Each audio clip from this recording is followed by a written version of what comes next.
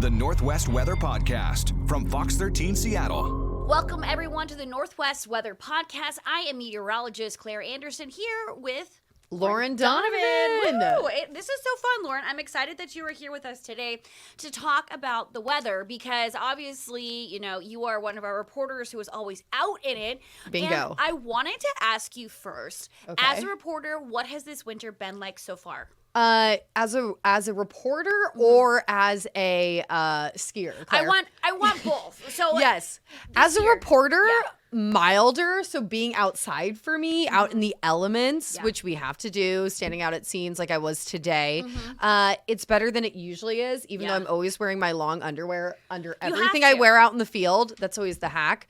As a skier, depressing. It really has not been great. So I'm glad that you're not as cold standing outside reporting on different stories, but not great for skiers like Exactly. you said. I know. I can suffer as long as I can get my turns in. I agree. Let's talk about, I have a graphic here that I want to show you. So this is currently the Snowpack, Lauren. Look at that. I mean, we've got 38% of normal for the Central Puget Sound Basin.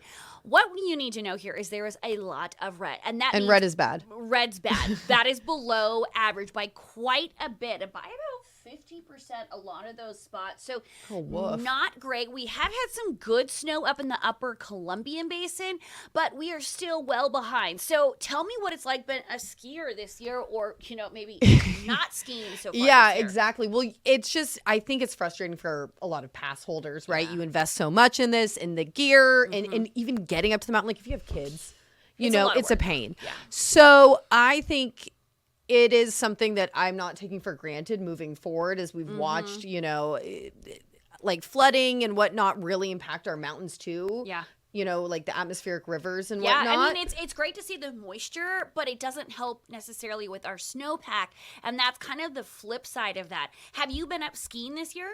I have been to a couple places. The most depressing place is Mount Hood, which is the ski area, specifically not Mount Hood Meadows, but up at what do they call it? Timberline. Oh. And that's where people typically ski all through the summer because the snow is so high up there. Yeah. Nothing. Oh my I mean, you can see rocks. And so I thought that would be the one place within the Pacific Northwest that'd be a lot better than it is. Yeah. But it's not. I'm going up to Canada next week, though, and I'm feeling a little bit more hopeful because, boy, other places I've been, like in the Cascades have just been a bummer. I know. And that is the hard part because it is a La Nina year. The forecast was trending wetter and cooler, which typically means better snow season. And of course, we know we haven't had that. Definitely been wetter with those atmospheric rivers in December, but the cold really hasn't translated. So I have a question. Are they giving people back money for ski passes or what is that? Yeah, I think it depends on the resort. And they're always trying to offer deals. Like Crystal is giving big discounts on Tuesdays to folks. Oh, I mean,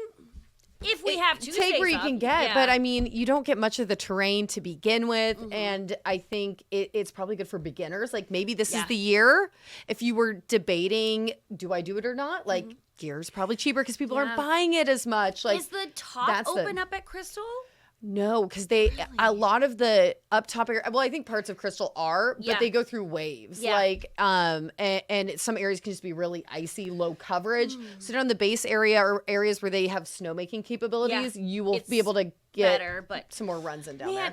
It's such a bummer because I think, we all grow up going and doing all that stuff every single Absolutely. year. So that part is hard. Okay, so I did want to look at the forecast coming up. So ooh, show me. So here's a look at the outlook. We are talking about let me grab it here, the wetter than normal. So that is good. It's always good to see a green in our area. Of course, it's going to be dry. You see down towards Texas. Seattle, though, looking wetter than normal, which, of course, would mean that we could see some more snow.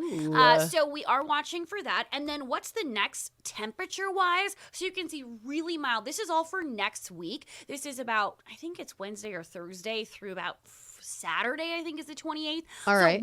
Milder for the rest of the country, but cooler for Western Washington. So if you have cooler and wetter conditions, that is a better chance for snow showers up in the Cascades. And even for Western Washington, that is something, of course, that when we're looking at forecasting trends, that could mean more snow.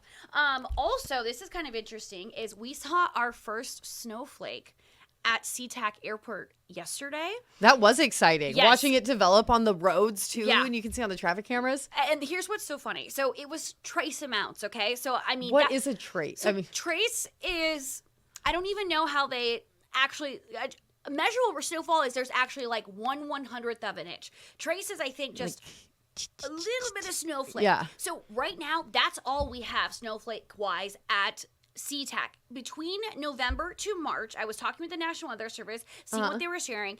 We typically have some sort of snow measurable throughout. Well, I feel like period. shouldn't it have hit by now? Yes. Like roads shut down just for a little bit. Yes. You know, 'tis the season. Right. And the last time we had only trace amounts, which is what we have seen right now, that was all we saw that winter, was 2015, between November 2015 and March of 2016. So it's been almost about 10 years since we haven't seen any major snow during the winter time. So that's the track right now. Of course, they typically look at snowfall between November, of course, till March. Yeah. So we still have some time, but I thought that was an interesting stat because at least some sort of snow, and we really haven't seen any. Well, and it feels like an anomaly. And then if you have the evidence to back it up, then yes, like not seeing something like this for a decade. Wow. Yeah, I know. So, Lauren, I am hoping that we do see some more snow, of course, for snow your dance. sake. Yes. And your sake. I know. And, of course, the weather's sake. Snowpack, we always have to start looking forward to the summer season, the dry season.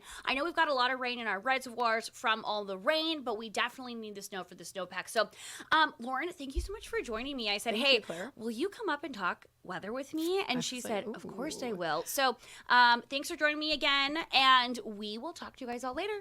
Bye. Bye. Northwest Weather is available wherever you get your podcast.